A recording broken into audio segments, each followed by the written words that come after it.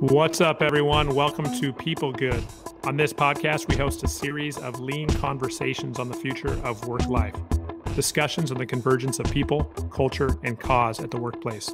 This show is specifically aimed at providing HR professionals and business leaders practical insights and tools to level up how they protect and empower their people. If that's you, stick around. This is your show, and I'm your host, Braven Greenelsh, founder and CEO at 3 Good. On today's show, we have Tuck Ross, SVP Marketing at Care Credit. Tuck is an award-winning marketing executive with just over 18 years of marketing expertise. He specializes in consumer-centric markets in digital, e-com, and retail. In addition to brand management and strategy, Tuck drives innovation in consumer engagement and digital marketing. Throughout his career, he's led strategic marketing programs for some very big and impressive brands like Disney, Hasbro, Guitar Center, Bank of America, and BBVA. Currently, with over 45,000 followers on TikTok, yeah, that's right, he likes to share his expertise on the platform by enabling the marketing community as a keynote speaker and vlogger, where he shares valuable strategies and best practices on how to grow your TikTok account as a business or individual. Welcome, Tuck. Hey, Braven, what's going on? Glad to be here. Thanks for having me on the show. Absolutely, absolutely. Before we jump into some questions, I just want to read a quote I was reading earlier. Servant leadership is defined as a philosophy and set of practices that enriches the lives of individuals, builds better organizations, and ultimately creates a more just and caring world. Some of the stuff we're going to be talking today is going to overlap with that, but I thought that was a really good quote from Robert Greenleaf from the 70s. He came up with that phrase. And now in the last several years, I don't think it's a coincidence that there's been an increasing return to that type of leadership model. If you guys want to learn more about that, check out Emotional Intelligence for the Modern Leader by Chris Connors. Tuck, what is up? So why are you in your current role as SVP of Marketing at Care Credit? Yeah, sure, Braven. It just comes back to I love marketing. I love digital. I'm here because it's what I love to do. You know that you and I have been in touch for many years, and I'm passionate about it. It's marketing, building relationships, connecting people to value. It's really the core definition of what marketing is at its essence. And that people basis is, and consumer marketing is really what I just find fascinating, and it keeps me motivated every day that I'm doing this. Awesome. Yeah, I love the fact that you connect marketing to people. It's so critical to understand that in our emerging economy and business right now, people are at the center of almost every department, right? Like that's really the most important critical aspect of our daily routine, whether in HR or marketing, it doesn't matter. So with that said, how can HR people leaders use marketing to build culture?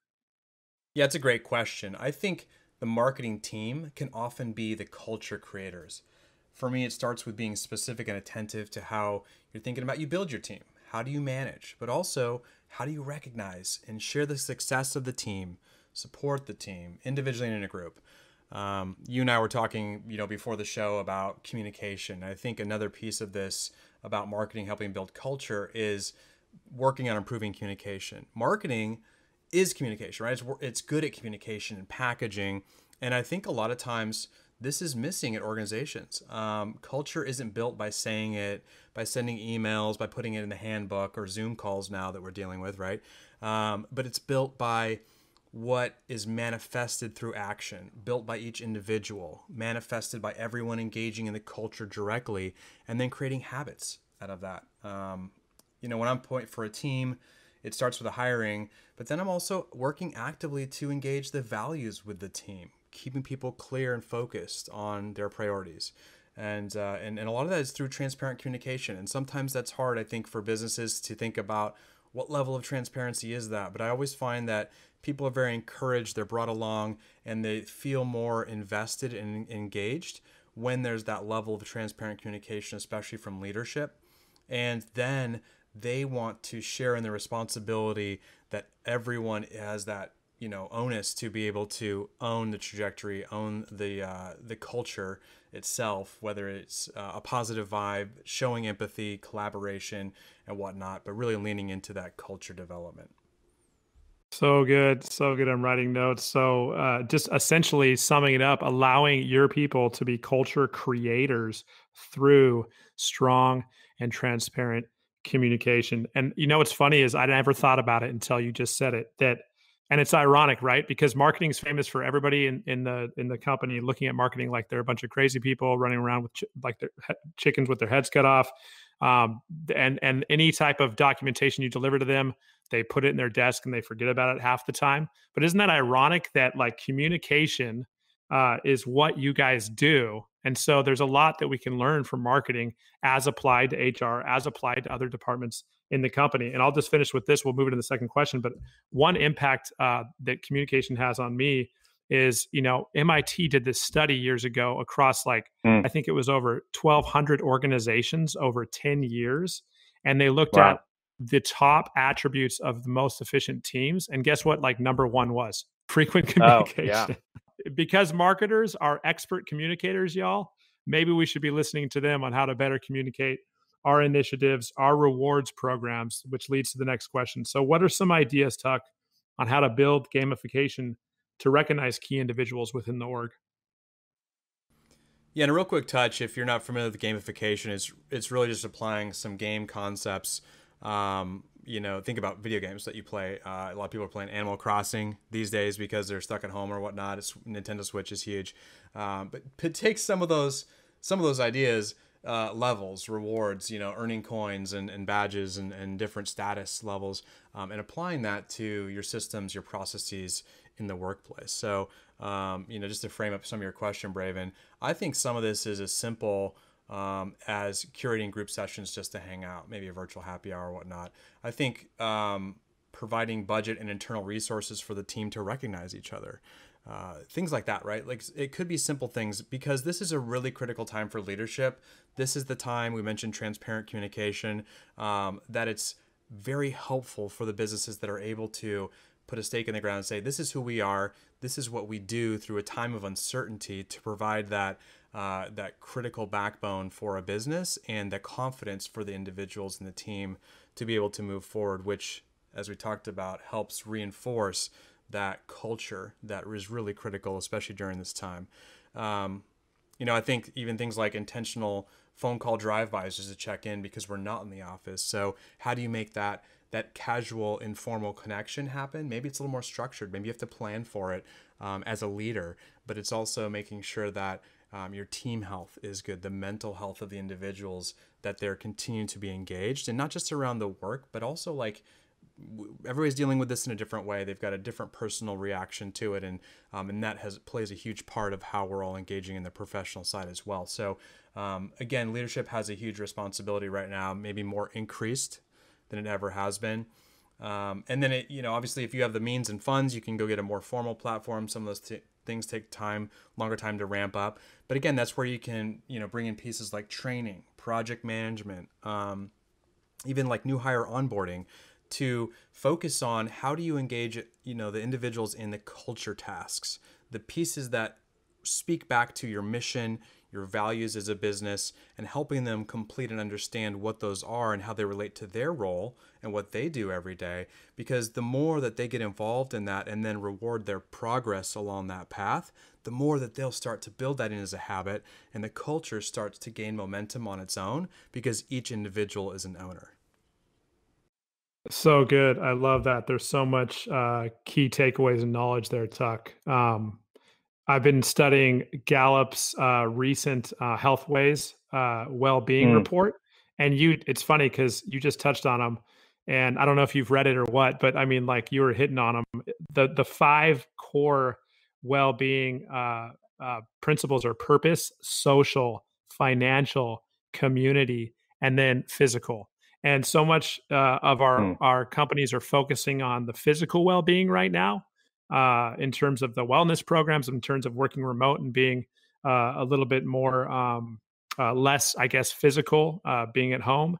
And it's interesting to show that the well-being aspect, like creating more high-performing cultures and employees, ties to purpose, it ties to social, it ties to financial and community engagement. And so the idea of rewarding our people with those drive-by phone calls during this time it sounds like it's not it's not that big of a deal, but trust me, leaders, your calls matter.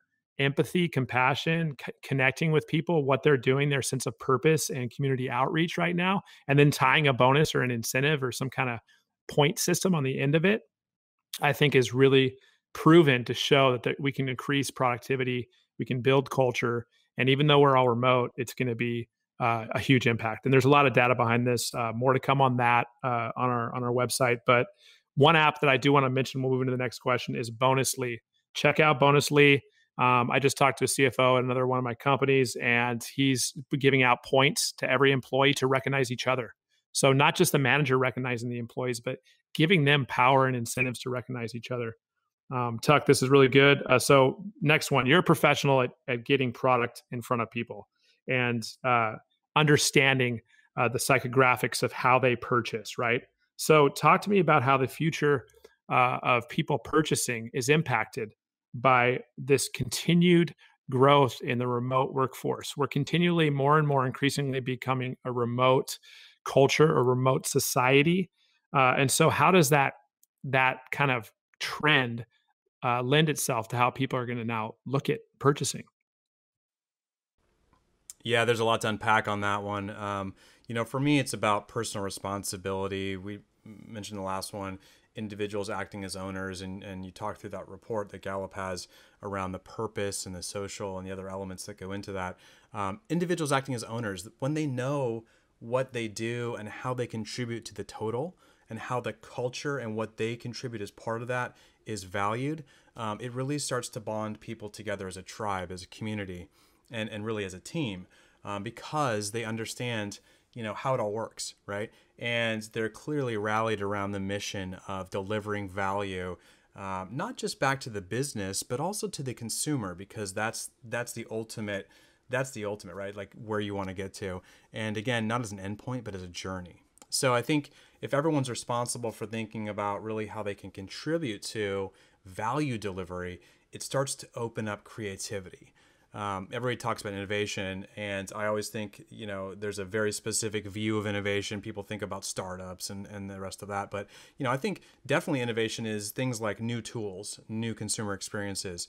But it also could be streamlining, creating process improvements. Maybe it's cost savings and optimizing new efficiencies to give dollars back to either those new things or the bottom line. And when you start to think about innovation and a broader definition of that, it gives all the team ability to be able to contribute in different ways and not just those that may be viewed as the innovators, because that way everyone can drive back, right? So I think it's really for me that there's these multiple connection points to the consumer journey, the customer experience, where everyone on the team is connected. They're close to the mindset of the why in the product or service, which stems from the mission and the values like we talked about. And that's ultimately what creates that conversion to purchase on the consumer side. So good. So good. So 1 minute wrap up. Give us a quick story, 30 seconds on your best turnaround. Yeah, when there's a ton of fun stories. I think one of these that I liked is that, when I move into a business, it's either because I'm there to help turn it around or help drive growth, especially in digital. When I came to BBVA, and it's a bank in Houston, BBVA is number 8 globally in terms of the banking ecosystem. They're bank number 21 in the U.S. When they're looking to grow digital footprint for efficiency here, they didn't want to open new physical locations. They really want to do on the digital sales side. So when I started, digital sales was about 4% of total accounts. A year later, I was driving 35% of new accounts through digital in the U.S. with my team. Forrester awarded us as the fastest growing U.S. bank in 2017 over Chase, Bank of America, Wells Fargo, and others. So it really was an exciting time. That's awesome. Congrats. That's great. It's good to have as part of your arsenal of experience. So wrapping it up with the final question, what's the most insightful book, article, website you've read this year? TikTok. That's not insightful at all, but it's where my free time, a bunch of other people's free time is going. I'm fascinated by it, by the business and personal side of things. working on some training coming up because I think it's the place to be. It's where organic reach is happening right now. Everyone's migrating there, and it's sort of the happy corner of the internet, if you need a break. But if I'm reading something right now, it's Jab, Jab, Jab, Right Hook by our friend Gary Vaynerchuk. Just a great reread. It's very direct, tactical, getting dirty in details with Gary V on how to build relationships and win attention. Boom. That's it. You heard it first here from Tuck Ross. Be sure to tune in for episode 3 next week on the future of recruiting and the culture of onboarding with Adam Bleb-Troy, CMO at Creative Circle and ASGN. Thanks, Tuck. Thanks, Braven.